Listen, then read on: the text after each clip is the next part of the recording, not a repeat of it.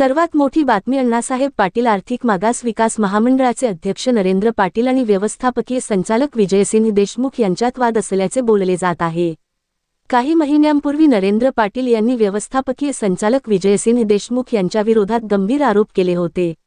संचालकांनी महामंडळाचा कारभार संथ ठेवल्याचा आरोप केला होता। पोर्टल बंद ठेवल्याचाही आरोप नरेंद्र पाटलांनी केला होता। त्यामुळे नरेंद्र पाटील यांनी विजयसिंह देशमुख यांच्या बदलीची मागणी केली होती। त्यानंतर मंगळवारी मुख्यमंत्री देवेंद्र फडणवीस यांनी नरेंद्र पाटील यांच्या मागणीची दखल घेतली आहे।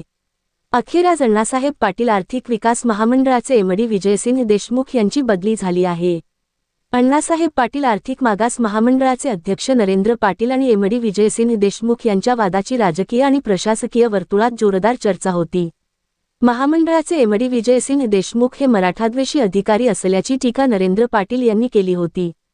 मुख्यमंत्री फडणवीस यांनी आज नरेंद्र पाटील यांच्या मागणीची दखल घेतली। त्यानंतर आता देशमुखांच्या जागी अविनाश रणखांब यांची एमडी म्हणून नियुक्ती करण्यात आली आहे। एमडी देशमुख यांच्या विरोधात मराठा समाजातील उद्योजकांची देखील नाराजी होती। त्यांचीही दखल मुख्यमंत्र्यांनी घेतली। महामंडळाचे अध्यक्ष नरेंद्र पाटील यांनी नुकताच 5 जिल्ह्याचा दौरा केल्यानंतर याबाबतचा अहवाल मुख्यमंत्र्यांना दिला होता। अण्णासाहेब पाटील आर्थिक विकास महामंडळाच्या मंजूर झालेल्या तरुणांचे एलवाय अचानक रद्द केल्याने त्यांच्या विरोधात मोठी नाराजी होती।